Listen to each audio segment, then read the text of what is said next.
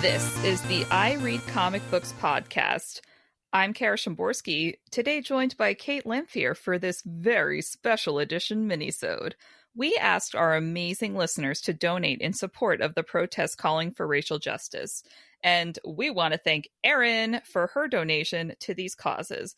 To celebrate her donation, today we are talking about Amethyst.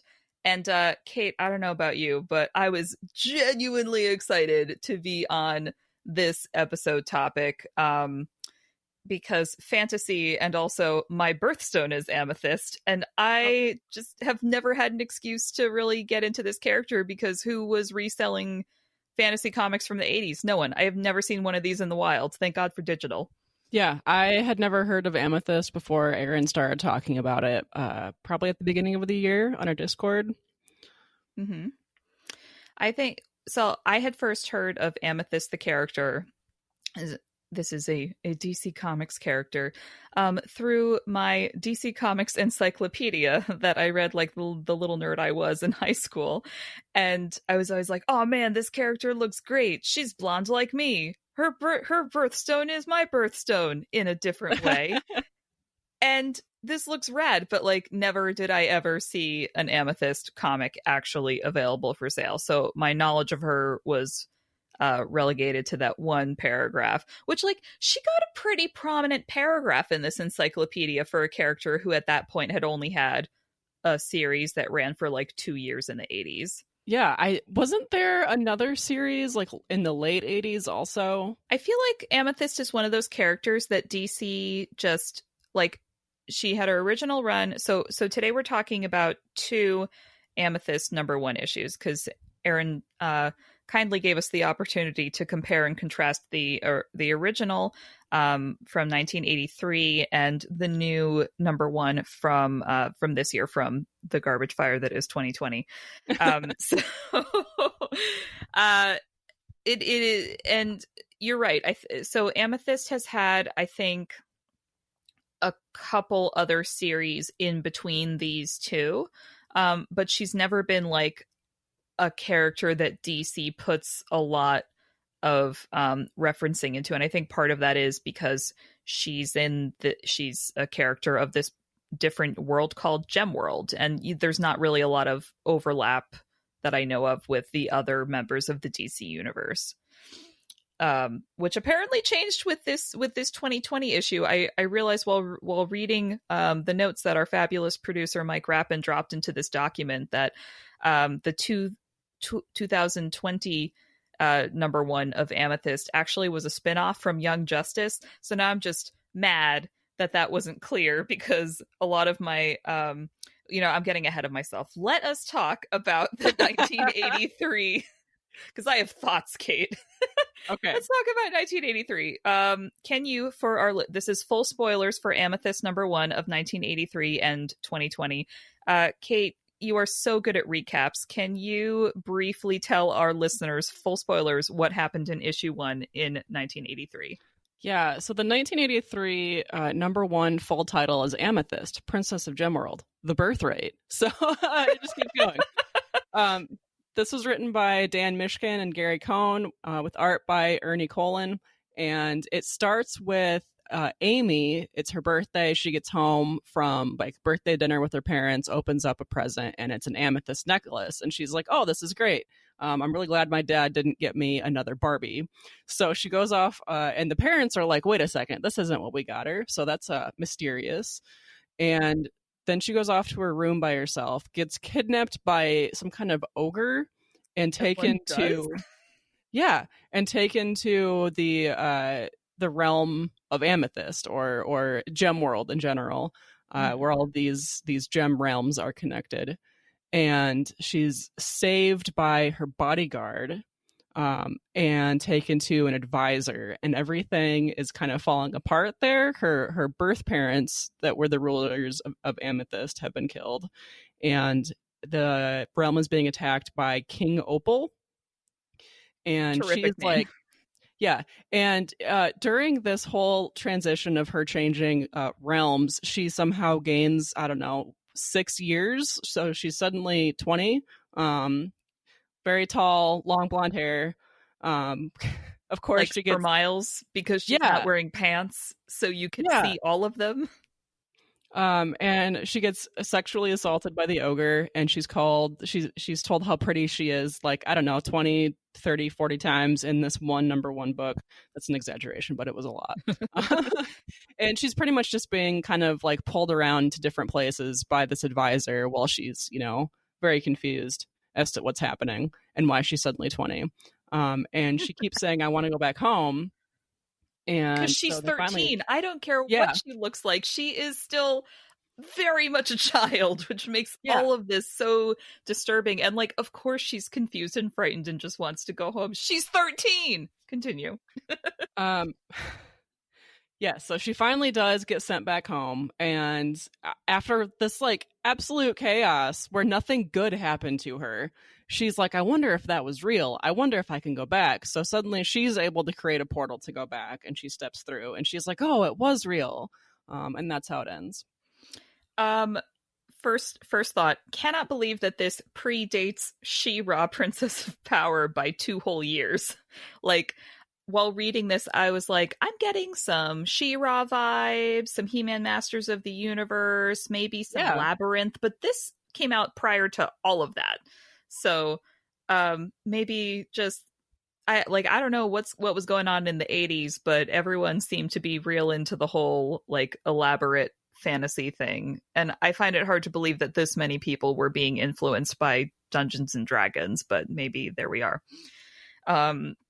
So the whole, like, as I already yelled about this, the whole, like, she's 13, but in Gemworld, she's 20 thing. Yeah. Like, on one level, I get it. Like, DC had already done this when they acquired Captain Marvel, now more commonly known as Shazam, because Marvel Comics. And, like that character, Billy Batson, is like, I forget if he's like 10 or 12, like it changes. And then he says Shazam, and is all of a sudden a full grown adult with like magical powers that make him like pretty much as strong as Superman. So on one level, like there's precedent for a like young adolescent hero becoming like an adult physically, if not mentally. My problem with this happening with Amethyst in this comic, written by, I assume, dudes in the 80s, is that she's like sexually assaulted almost immediately once she like becomes 20, air quotes. And like the whole time people are just commenting on how beautiful she is. And so, if I was reading this when I was younger, I probably wouldn't have picked up on how terrifyingly creepy that was. But as an adult, I'm like, holy shit, like, please stop sexualizing an actual child. Yeah, I also haven't seen a reason as to why, like in the plot line, why she has to be 20. They explained it by saying that time moves faster in Gemworld, so she would be older. But it doesn't explain why she has to be 20 for the story. Because it's not I feel like this is a book that maybe on the surface looks like it would be for young girls, but is actually for older dudes, like in terms of how they're presenting the character. Because if this was targeted like marketing wise towards like, oh, let's get young girls into comics, they would have left her 13, or like, I don't know, made sexual assault less of a thing. Like, what? Why is that a choice that you made? So like, she's got enough going on without like 2 ogre brothers trying to rape her in a dungeon. Jesus Christ. Yeah. I do have to say, like, very huge problems about objectification and age aside, I did really like the character designs and just the overall illustration vibe of Gemworld. Like, I do think it's frustrating that Amethyst had basically no agency until the last page of this issue, when she like decides to make a portal to go back to Gemworld and explore. But like before then, it's pretty much in keeping with the whole like like in Harry Potter, we're taken through the magical world by this kid who doesn't know anything about magic, and so he's kind of thrown into things, so we discover things as he does. And I felt like that was a similar idea here. It's just a lot happened in this first issue that made it seem a little just like pell-mell at times. Yeah, I have to agree. I did like we're kind of thrown into the action, and on one hand, like, oh my gosh, that means that there is very little time to explore the backstory of like who she was to this realm. And on the other hand, man, it made it a pretty quick read. It was a very quick read, because like 1 second you're a 13-year-old girl getting a magical necklace on your birthday, and the next second you're being dragged through the air by an old lady who says, use your powers, and you're like, Yeah. What? That's the other thing, is that she is not told in any way. She's not given any help as to how to use her powers. She's just told, yeah, just use them. Just clear your mind and do it. Like, what does that mean? Do the thing. I mean, on the one hand, pretty realistic in terms of like, just so many learning experiences where you're just told to figure it out. But on the other hand, like, if you know that this girl that you've brought from Earth to Gemworld, and she's like arrived, and we've already established, oh, you're just like your mom, except your powers are even greater than hers. I would think that you would want at least one training session of how to use those powers, because I don't know, I don't care, again, if she is the body of a 20-year-old, she's a 13-year-old, which you know what, maybe that's why she suddenly has the body of a 20-year-old, so they get rid of the whole like teenage hormone mood swing thing. Because if I am 13 and I'm in the middle of a hormone-induced mood swing, I am for sure using my Amethyst powers to like blast a forest to smithereens without even realizing what's happening. Like, yeah, I think I'm doing too much of a stretch to like give the writers credit for that being the reason for the age switch in Gemworld, but like,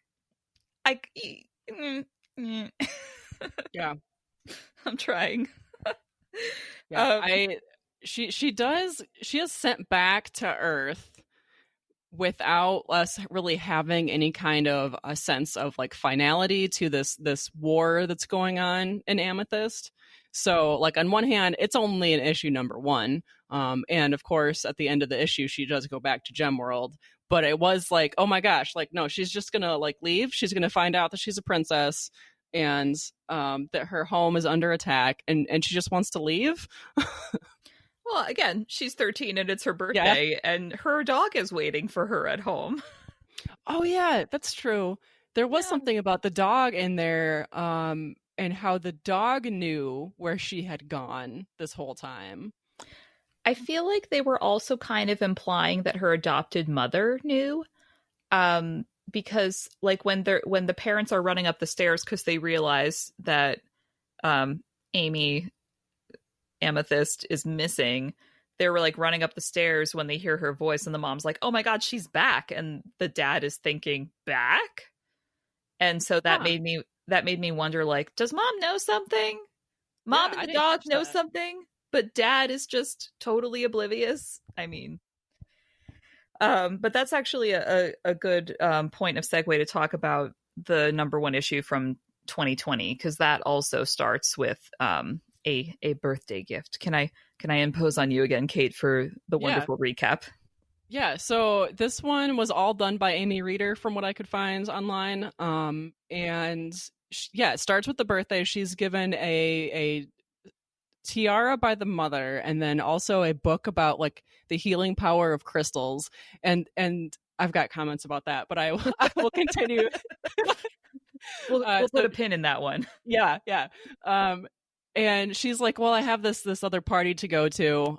This is my life. It's split into 2 different places. And she opens this portal and steps through, and she steps down, and there's no floor. So she just kind of falls into this pit filled with like giant amethyst crystals. And she's like, oh no, what has happened? And she wanders around a bit. Her palace and her realm is just destroyed. She has no idea where anybody's at. There's no sign of anyone. And she's like, I'm going to go to my friend Turquoise, our neighbors, and we'll figure out, she'll have some idea of what happened and she'll help me. Well, she gets there and Turquoise is like, I have no idea what you're talking about. And then she's prompted by her partner or her fellow royal something.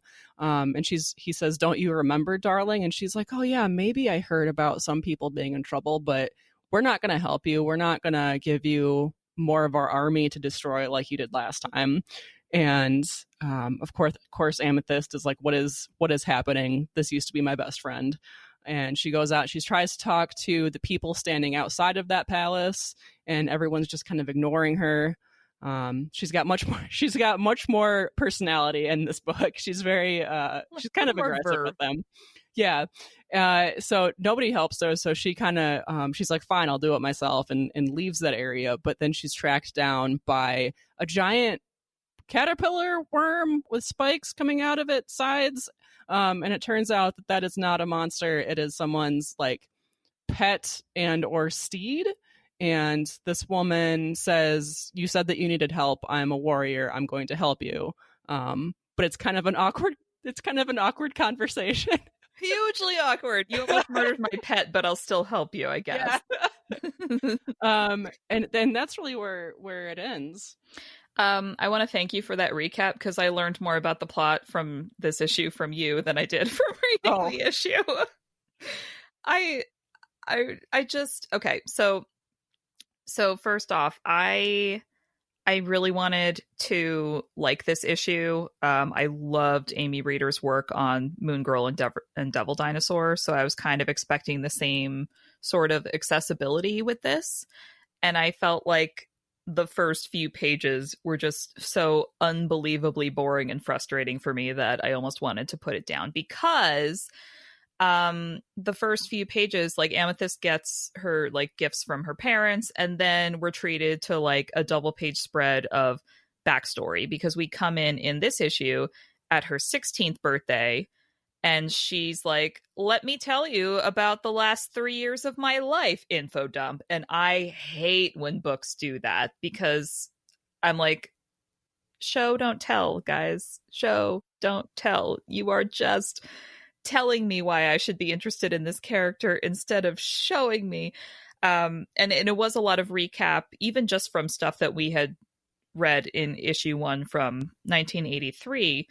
And I was just confused about who the audience is for this book, because I feel like the 2020 #1 of Amethyst is for people who were fans of the original series.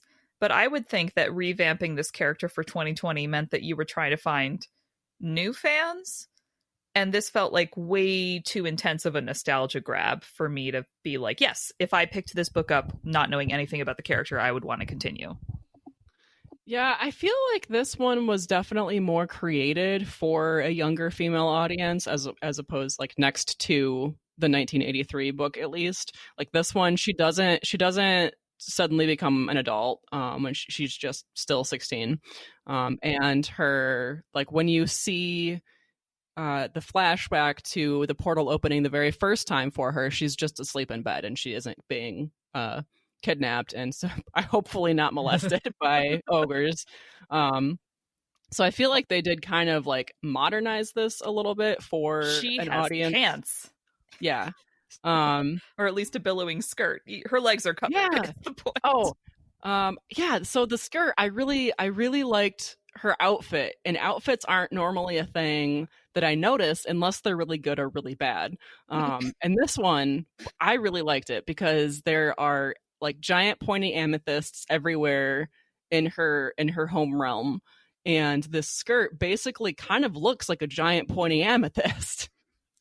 It was pretty fun. I appreciated, like, I don't know if it was intentional or not, but I think in making the skirt kind of that shape, it was kind of like an over-the-top 80s style party skirt, and I was like, a nod to the decade in which this originates. That's a good point. I didn't even notice that. I also super appreciate that in the 2020 version, her hair is purple. Yeah. Right? She's Like, just embraced this whole purple thing. Like even her bedroom on Earth is purple now. And I feel like it's almost too much purple. And in the 1983 version, I never like how many primary colors there are in older comics. Like it kind of bothers me. I'm used to like the nuance and color, the gradient shading in modern comics, which just isn't there, which was probably limited by printing technology. But but in this one, I liked, on one hand, the colors were modernized. There was more nuance in it, and it wasn't just primary colors, but then also it was really dark, and anything that was like Amethyst's space, her bedroom, her realm, it was all like purple. It was a lot of purple. I mean, you know, the book is called Amethyst, so I guess they decided to kind of run with that. But the couple of pages that we saw turquoise in, there was a lot of more blues, more not purples, and that was a relief. Yeah, like reflecting on this issue, the image that sticks out clearest in my mind is like the caterpillar monster, because that was green and other colors also. Very, very huge difference from the rest of the book. Maybe part of that is why I think if I compare the two number one issues, I do prefer the 1983 one, despite the many problems, again, with the sexualization of a 13-year-old. But because like just the story was easier to follow and it was more interesting to follow, whereas the 2021, I feel like it was just like, let's fill you in on this backstory that you're supposed to care about but don't know why. And you see like the bad guy. Okay. The last panels of each of the number ones like could not have been more different. Like the last panel of the 1983 issue one is like, an assassin is coming after Amethyst, and you see him like skulking behind a corner with a knife. And yes, he does think like, God, she's so beautiful, and you're like, shut the fuck up. But like, you know, at least there's an imminent like tangible threat. And then the last panel of the 2020 issue is just like, we have now revealed the bad guy, but you have seen it's the same. Yeah, it's like, you have seen no reason to imminently fear him. He's just here. He's got a striped face. See you next issue. And I'm like, but why are we afraid of him? There's like, and if the point was to create some sort of like creepy existential dread in the fact that she enters Gemworld and like everything is literally upside down, I didn't really get that emotional vibe from this book. Whew. Yeah, I have like, I feel like the 2020 issue has given me more of a cause to continue reading this series than the 1983 issue did, which could just be the art difference for like my personal preference. But she's a stronger character. She's making her own decisions. She knows who her allies are to go to for help. She has like clearly defined goals of like finding out what happened to her people and helping them. And versus the 1983 book, which is kind of just still in this like world building exploration phase, as opposed to like she's, I don't know, maybe I just like a physical journey in my books. There's more of a physical journey in the 2021. Maybe it's, you know what, I do see what you're saying about her having like more of a drive and a connection and a purpose to this world, whereas in the 83 number one, she's just like, what is happening? Yeah. And in this one, she's like, oh, things are wrong and I must fix them. Yeah. But to go back to what you were saying about the information dump to like fill in the backstory, I do agree with you that it was like too much. It's basically saying, hey, by the way, reader, you have missed all of this information. Here you go. Good luck. And that, like, this whole, like, we used to be best friends with when she was talking to Turquoise, and like all of these pictures that you see crumbling in her palace and the info dump, it makes me feel like I've missed a lot. So if I did continue the 2020 series, I feel like I'd have to go back and read the 1983 series plus whatever else she's been in. And I feel like it would have been better to just like kind of skip the background and have like maybe one panel saying I found out when I was 13 that I am the princess to this realm. And then everything else is just, dropped in when it's necessary as opposed to being all at once. Like smaller parcels of backstory revealed when they become relevant. Yeah, like the part that you mentioned where she goes to her friend Turquoise's and she's like, oh, my friend Turquoise, but we only have her word in like a memory, in like a internal monologue box to trust that. Whereas it might have been more interesting to, instead of having the double page spread of like, here's a text heavy info dump of before, like right before she goes to Turquoise, like her reflecting on like sometimes she was doing something friendly with Turquoise from like the previous year or something, like last year on my birthday, Turquoise and I did this, and like show it for 2 panels, and then you will, as the reader, get to see the contrast of Turquoise being like gaslighting her essentially. Yeah, I really want to know what's going on with Turquoise there. Like, has the time difference just put a lot of space between them, and from her point of view, or is she like have amnesia of some kind? I think it's because like the crystals were upside down and like no one is there for Amethyst's birthday. Like she's been doing this for 3 years now. I think she would have figured out, I would hope that she would have figured out kind of the time difference thing. I think this is definitely some kind of like the bad guy, King Opal, has cast some kind of spell that probably has something to do with the fact that opals like have different colors and shimmering and they're all captured in the same stone. I don't know. So, but let's go back to your previous comment about the healing gemstone book that Amethyst received as a present. Thoughts? Poor mom. yeah. Okay, so first of all, I want to say that Amethyst does wear the tiara that her mother gives her for the entire book, and I found that to be very sweet, and I think that it would make mom really happy. Yeah. But the other present that mom gives her is this book about healing properties of gemstones, and Amethyst is like, Mom, this isn't how this works. And it's got this real vibe of like your parents trying to buy you Pokemon, but they buy you like a Digimon instead, like a plushie, the wrong thing. And it's kind of heartbreaking, and I feel really bad for the parents. I would love, though, if it turns out that healing gemstone book becomes a plot point later. Yes. And like she's like, oh, this is so dumb, but opens it up, and then she realizes like, oh, if I get someone with the powers of the ruby, with our powers combined, we can create the light spectrum needed to defeat the opal. Like something like that. That would be satisfying. Because then it's not like, oh, haha, parents so out of touch. Then it's more like, parents, how do they know? Yeah, I think that would be a really nice like smoking gun, I guess, plot point. Mm-hmm. As opposed to it just being this kind of awkward scene at the beginning of the book about how Amethyst has outgrown her Earth parents, basically. Oh man, we just want high quality payoff in our storytelling. That's all. Yeah. Yeah. So, do you think that you would continue with this series? Well, all right. So here's my thing.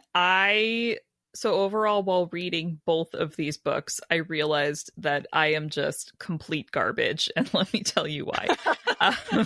So I am complete trash because while reading these books, where again, I have multiple times in this very minisode been yelling about the fact that, they're objectifying and over sexualizing a preteen or young teenager. I am like already kind of like shipping Amethyst with her bodyguard dude. And I understand that this is dumb because they've only had like one panel's worth of interaction in both issues, and extra dumb because he is definitely an adult of indeterminate age. And I think I'm like reconciling the two in my head because I'm also the garbage that ships Thackeray Binks and Danny in Hocus Pocus. So but then I'm like, no, not right now, maybe in like 10 years. so I'm kind of shipping Amethyst and her new friend from the end of the 2020 version, because the new friend is like, oh yeah, my girlfriend, blah, blah, blah, who we don't see. So we know that she's gay, but we don't know that she's actually taken. Oh, man. So, like, you know, but you know, I like stories that are adventure fantasy stories where the romance isn't the focus, but there's enough there where you can kind of be like, And so for me, this was definitely like, and then immediately, Kara, go away. But like, you know, and then I go back to the whole like, well, in Twilight, Edward was 100 years and Bella was only 17, and I'm like, no, it's still garbage. Like, I'm still part of the problem. But then, like, I need another possible interest for this character immediately. Thank you. But I guess that's me just kind of falling into the trope. Like, I know this is a high fantasy story, so I'm like, all right, where's the cutie? Where's the love interest? Somebody's going to be rescuing somebody at some point. Let's do this. Oh, I've just been trained by the stories that I love. Oh man, this just tells me that I need to like just read a bunch of stories and get this all out of my system. The holiday season is coming up. I'm clearly due for like another rewatch of Love Actually in the holiday. Like, let's just that's just where I'm at. We'll get some new Netflix movies with the exact same tropes being used over and over again. Like I said, I've just been trained. I see the like strong protector dude and like the girl with the superpowers who's trying to figure shit out, and I'm like, I see this trope. So like, why would you present me with that trope and make it problematic? Like, just give me the trope.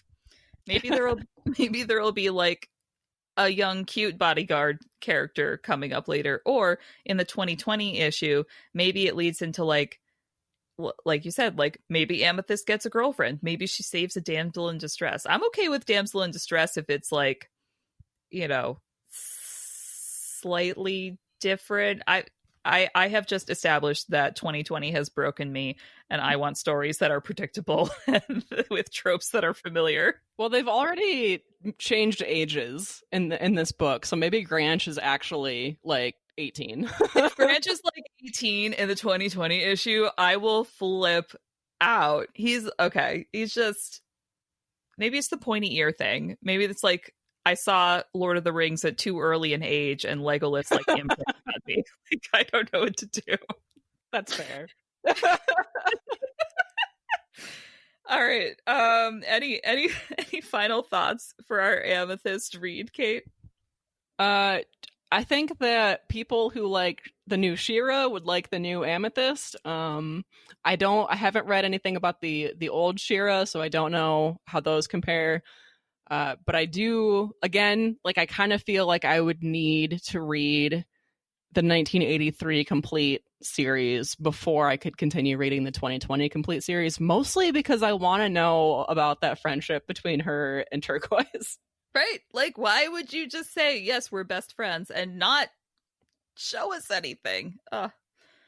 Yeah, unfortunately, my library does not have any of this book at all, which I hope is not a reflection of how popular it was. But again, the first time I heard of this was through Aaron, so I don't know that this had a huge target audience in the first place. Well, that's why the start of the 2020 issue was so baffling to me, because I was like, this feels like something specifically written to appeal to fans of the original series. But who were the fans of the original series, and are they still around? Ooh. So yeah, shout out to Aaron for making us read a thing that we ended up having a lot of thoughts about. Yeah. Like I said, if my library does get this, I'll probably continue reading it, but I don't think that it's something that I would necessarily spend money on. So perhaps the library will come through for you. Yeah. We want to say again, thank you to Aaron for your donation to the protests in support of racial justice and allowing us to create this minisode. You can follow us all on Twitter, and the show is at IRCB Podcast, and we post and share comic news, art, sass, and more. The show and our many subscriber-only episodes are powered by fans like you on Patreon. Join us now at patreon.com/IRCB Podcast. Infinity Shred is the best. They do all of our music. Xander is a wizard who also edits the show. Thank you for listening, and Aaron, thank you again. Until next time, comics are good, and so are you.